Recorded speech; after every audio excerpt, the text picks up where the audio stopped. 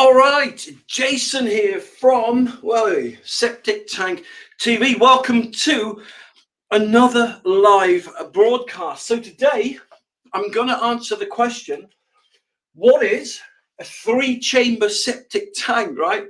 And how does a 3-chamber septic tank work? Yeah, okay, so this is one of the most popular questions that I get asked live on Twitter and Facebook and YouTube. So I'm going to answer that question tonight, hopefully. Okay, so let's start by answering the first question. What is a 3-chamber septic tank? Well, basically, right, it's a tank with 1, 2, 3 chambers in. Yeah, seriously. So you can also get a 2-chamber septic tank, but that's what a 3-chamber septic tank is. So why would anyone on earth, right, make a septic tank with 3 chambers? Why? I'm going to show you. All right, so let me get my blue pen here. All right, so you've got an inlet pipe and you've got an outlet pipe. Now, this inlet pipe here is the wastewater from your house. So let's say you've got a house, right? And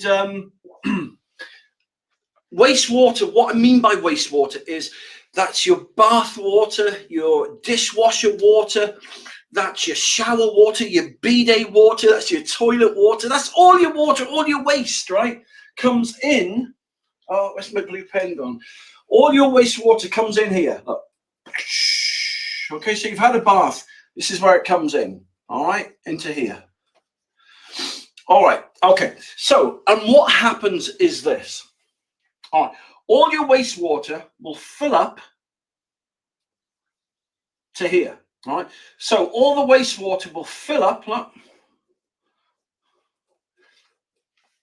chamber number 1.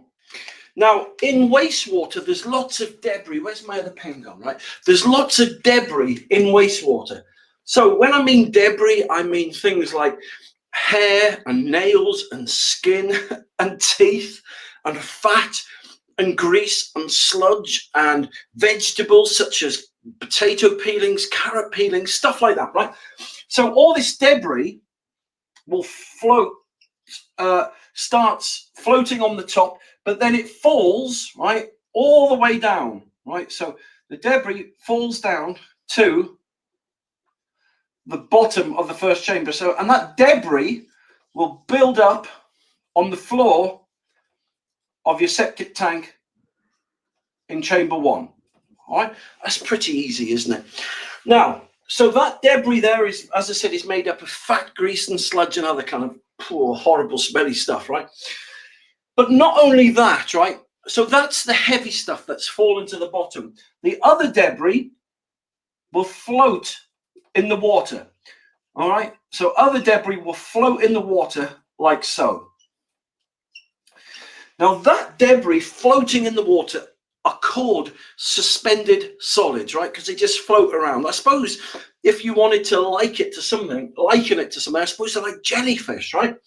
And then you'll get other debris that will float on top of the water. All right, so basically you've got 3 stages, right? Stuff that floats on the water, stuff that floats in the water, right?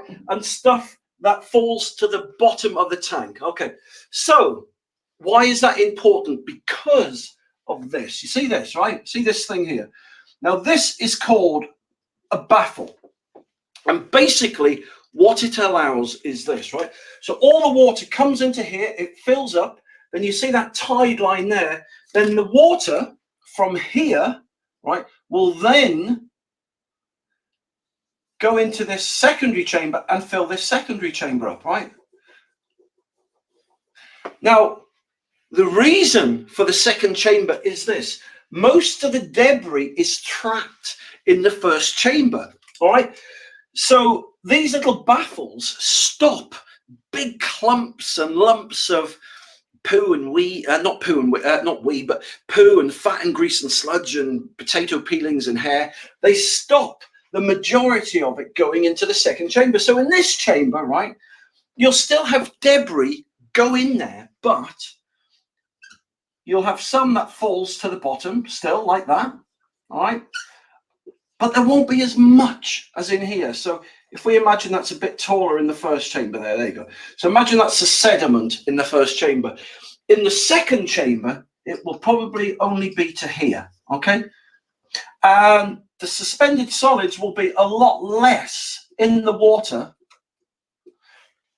and smaller than in the first chamber. And you'll still have debris that floats on the surface, but it'll be smaller and there'll be a lot less of it. So that's the whole point of chamber 2. So can you get the principle here? What it's actually acting like is a filter, all right? So the more chambers you've got, the more you clean the sewage effluent before it ends going to the soakaway, which we'll talk about in a moment. All right, so then in chamber 3, right, in chamber 3, you'll then have water, right? It goes in, it steps down, and so again, this will be full of water here. Okay, this is the last chamber. Now, in the last chamber, you'll still get some debris, right, that makes its way through, but it'll be a lot less than chamber 2 and a lot less than chamber 3, right? And you'll still get a bit of suspended solids in the water, but it's a lot less than chamber 2. And you will get a tiny bit of debris floating there, but as you can see, it's been filtered and screened a lot more than when it first went in the tank. And then from there, the water will make its way to your soakaway. Now, a soakaway, you know, is either a soakaway pit or it's a herringbone system, drain field, leach field, whatever you want to call it. But the point being is that is what a 3-chamber septic tank does. That's what it's designed to do, right? Some people only have 2 chambers, so the liquid and the suspended solids and all the debris in the second tank will be a lot less than the first. But it's not as effective as a 3-chamber septic tank. Now, I don't think I've ever seen a 4 or a 5-chamber septic tank. I may have seen a 4-chamber septic tank once, but they're really rare, right? But if you're looking to construct a septic tank, these don't kind of exist now. Up till about 20 years ago, people would have dug a hole and made their own septic tank, 3-chamber septic tank from concrete or breeze blocks, but people don't make them anymore. Even the septic tanks you buy, the plastic ones, right, they still are not as effective as a 3-chamber septic tank. So there you go. I hope that's answered your question.